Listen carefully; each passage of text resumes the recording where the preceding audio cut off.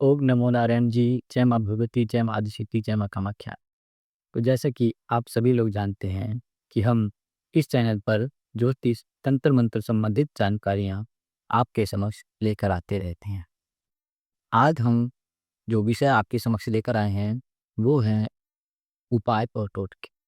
कुछ ऐसे उपाय, कुछ ऐसे टोटके जो आम जनकर अपना के अपने जीवन में उनका लाभ प्राप्त कर सकता है। एक बार मैं आप सबको ये कहूँगा कि आप अपनी कुंडली जो है तो किसी भी एप्लीकेशन में डाल के एक बार अपनी दशा ज़रूर चेक कर ली। उसके बाद कुछ उपाय ऐसे हैं जो आप सभी लोग कर सकते हैं। अब उपाय में जो हमारा सबसे पहला रहेगा वो है कि आज के समय हर व्यक्ति जी तोड़ के मेहनत करता है, लेकिन जब बारी आती लाभ की, महीने क्या कि उन्हें देखता है तो बचता कुछ भी नहीं है। मतलब एक तरीके से कहो कि खर्च अत्यधिक और इनकम जो है, जो लाभ है जीवन में वो बहुत कम है। आप बरकत रुकने के कुछ कारण जो है वो मैं पहले आपको बताता हूँ। रात को बर्तन जूठे रहना, घर में चप्पल जूतों का इधर उधर बिखरा रहना और पूरे घर में चप्पल लेके घूमना। जो पैसे कमाने वाला व्यक्ति है उसके मुख की अशुद्धि रहना, उसका ये भी हो सकता है कि बीड़ी सिगरेट पीना। और जो इसमें चौथा उपाय है, चौथा जो कारण है वो है बिस्तर के ऊपर खाना खाना। जो अपने बेड है उसके ऊपर खाना खाने से क्या है कि अन्नपूर्णा जो है रुष्ट होती है और उससे जो आपके घर की रसोई है वो डगमगा जाती है, जो आपके घर में बरकत का सबसे बड़ा कारण है।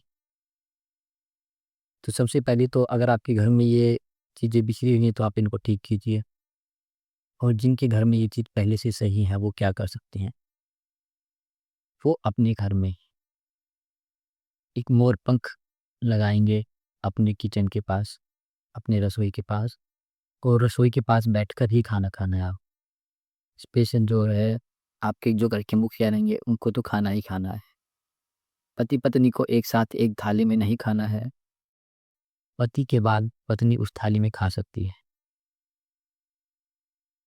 और जो पति पत्नी है वो एक साथ एक गद्दे पे ही सोएं तो बड़ी अच्छी बात रहेगी। और पति जो है वो कपूर में थोड़ी सी लौंग डाल के 2-3 शाम को सोने से पहले अपने कमरे में उनकी धुनी दे जगाई उनको। और पत्नी जो है अगर हो सके तो हर रोज अपने पति से अपनी मांग में सिंदूर डलवाई। इससे क्या है कि विष्णु लक्ष्मी की तरह आपके अंदर प्रेम उत्पन्न होगा। और प्रेम जब आपका अच्छा चलेगा, आप जब घर में पॉजिटिव रहेंगे, सकारात्मक ऊर्जा रहेगी, तो आपके घर की बरकत भी होना शुरू हो जाएगी। अब बात करते हैं दूसरे नंबर पे।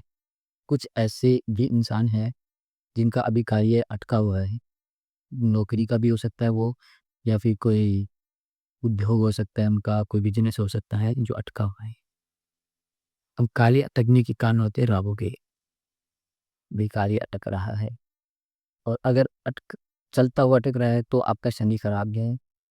तो इनके लिए आप क्या कर सकते हैं, हर बुधवार आप 2 मूली पत्ते सहित भगवान शिव के मंदिर या फिर राहु ग्रह के, अगर नवग्रह का कहीं आसपास मंदिर है तो वहाँ चढ़ाएं। अगर आपके मन में अचानक बहुत से ख्याल आते हैं, ऐसा ख्याल आता है कि बहुत जल्द अमीर बन जाऊं, या फिर शॉर्टकट आपके मन में चल रहे हैं, तो निश्चित ही आपका राहु खराब है। तो शॉर्टकट को छोड़िए, मेहनत पे ध्यान दीजिए। बुधवार को गणेश जी को हरी धोवा चढ़ाएं, गणेश जी की उपासना करें। आपके अटके हुए काम जो आखिरी समय में आपके रुक जाते हैं वो आपके अवश्य बनेंगे। और जिनके चलते चलते कार्य रुकते हैं, थोड़े दिन चले, रुक गए, एक निरंतरता नहीं बन पा रहे जी। एक हफ्ता तो बढ़िया चलता है, अगले हफ्ते खराब हो गया, फिर एक हफ्ता बढ़िया चला, 3 दिन अटक गया।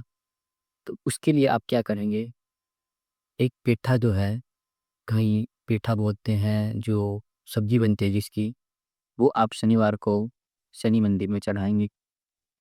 जो सिक्के हैं वो आप शनि मंदिर में चढ़ाएंगे।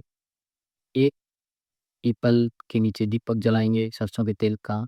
एक दीपक जो रहेगा आप शनि की प्रतिमा पे घी चढ़ाएँगे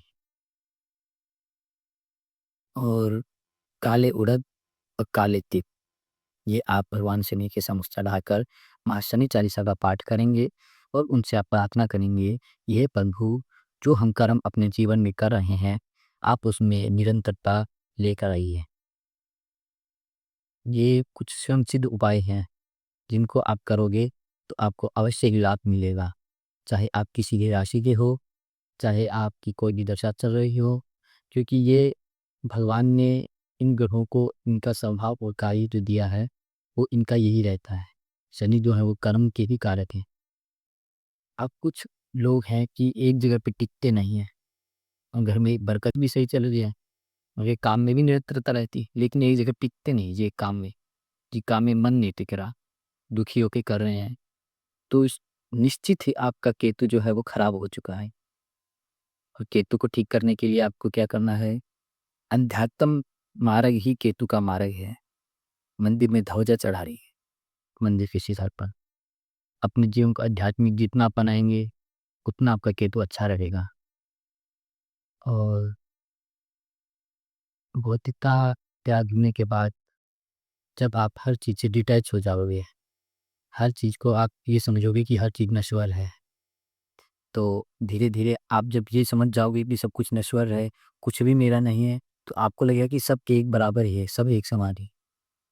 तो निश्चित ही आपका मन में जो चिड़चिड़ापन है, अकेलापन है, आपके कार्य को लेके आपके मन में खिन्नता आती है, वो दूर होगी और आप उस कार्य को अच्छे से कर पाओगे। अब कुछ ऐसे उपाय हैं जो आपको सबको करने ही चाहिए, जिनके शनि और केतु को एक बार भूल के ये ऐसे उपाय हैं जो सबको ही करने हैं।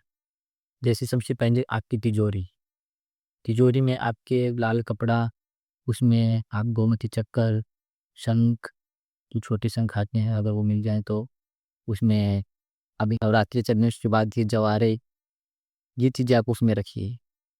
और अगर कहीं से आपको भगवान के मंदिर से या कोई सिद्ध पीठ, सिद्ध स्थल आपके पास हो तो उसमें से एक सिक्का लेकर आइए।